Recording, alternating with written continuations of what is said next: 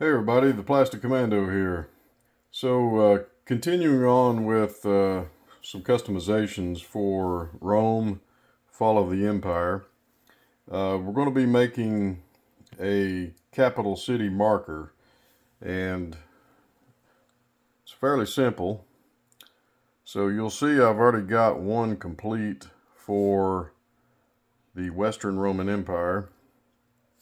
And basically what I done was I took one of the city markers with a wall from the original Conquest of the Empire game, and we have magnetized the center, super glued on top of the building with the wall. Okay, and then we've painted it with a semi-gloss spray white. Okay, and then with the banner, see if I can get this in the camera here. Magnetize the tip of it. Okay, and then it'll just set right in like that. And there you go. So I'm only doing two of these. Again, one for the Western Roman Empire, the other obviously for the Eastern Roman Empire, just as capital city markers.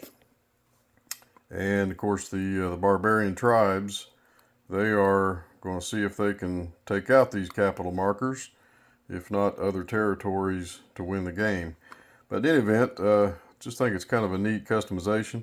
And so the banner is made of completely made of wood and some prints that I found on the internet. These are late Roman, I believe it's the Cairo symbols, Christian symbols for the time, and just printed these out on some basic cardstock, trimmed off the edges. And then so the material that we'll be using, just a few wooden sticks, craft sticks you can get at Hobby Lobby. And then we have 3 coffee stirrers. So when you go to your local Big Bucks coffee shop, hang on to your coffee stirrer, because the rounded edges, that's what's going to be making the bottom part of the banner stand out. Okay, and then it's simply putting these together in sections, which I will show you, and gluing them together, paint it, and there you go. So it's kind of a quick customization. So the materials we'll be using, obviously, is another city marker. We've got, I'm using 3x1 magnets. Okay, and got my lucky pin vise here. That's just a remarkable tool for magnetizing anything, drilling in the hole at the top of the building. And of course, gluing the sticks together, we'll be using Carpenter's wood glue. Once all that's taken care of, I'll put a coat of Mod Podge on top of the wood to help seal it, and then we'll paint it in a purple color, just using some purple craft paint. Okay, and then once it's all painted, we'll edge it out with a bit of yellow. Again, just craft paint. Okay, then we'll glue on the custom prints, both sides. Okay, and then once all of that's complete, put another coat of Mod Podge on top of it. Of course, when we mount the prints, we'll be using tacky glue to put that on the wood, and then we'll put the Mod Podge over that. And then once everything is complete, we'll put a coat of polyurethane spray to seal everything up. And and then I guess as a final touch, with the banner top as well as the shaft, we'll be painting that with a weapons bronze. So we'll make that stand out. And that's really it. So let's get this finished up and we'll get to the first steps.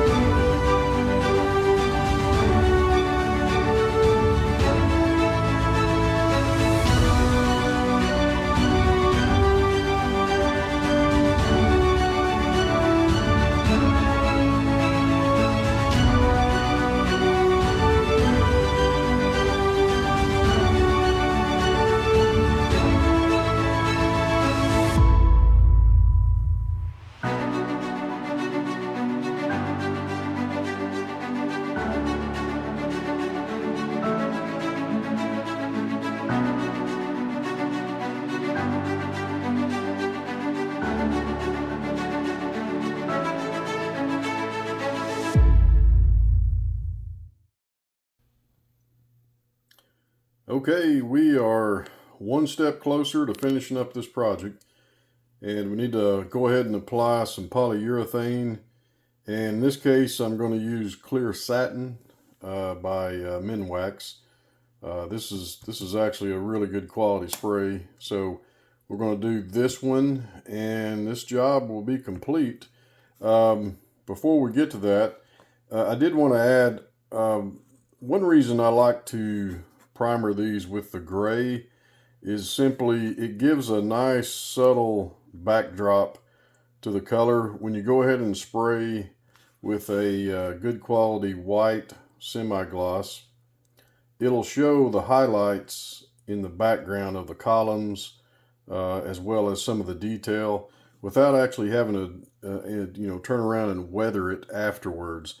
So it does have the shadows that's sort of built into this already. I've put a couple coats of spray, so that's one effect you can do without having to actually add shade over top of a painted object. So just thought I would throw that in, and you can see I left the bottoms gray. It'll never be seen unless I'm showing it on camera. So in any event, just thought I would throw that in as well. That's one thing you can do if you're looking to get some subtle shade without having to, go ahead and do it yourself. So let's go ahead and get this one sprayed and we'll get them on the map. Okay, this job is now complete. So I think they turned out pretty good. I'm pleased with the results. Again, it's just really didn't take long at all overall, and then the cost to making these was extremely minimal. If you've got some supplies on hand, paint, glue, that kind of thing, you're already ahead. And again, just get you a few coffee sticks, like I said, little few blocks of wood, crafting sticks, and that's really it. So pretty nice. But I did learn from the first one. I cut the hole a little bit too large in the top of there, and I used one of the smaller magnets initially. So this particular banner is just a tad bit loose. May end up having to bolster that up at some point. Maybe put some filler in the bottom of that. But in any event, I learned from the first one, and I made this one just right. It's good and solid. But overall, I like how they turned out. Again, your Barbarian Tribes, it's not subtle. I mean, it's directly standing out on the map, so they're going to know exactly where to head to. And of course, my defenders are obviously going to prevent that. They will not let the capital fall, by no means. And yeah, so, well, I thank you guys for watching. I hope this has maybe inspired some people to do some customizations. Again, it's one of the things I like to do with my games. And so, yeah, I appreciate you tuning in. This is the Plastic Commando. Hope you guys have a blessed day. Over and out.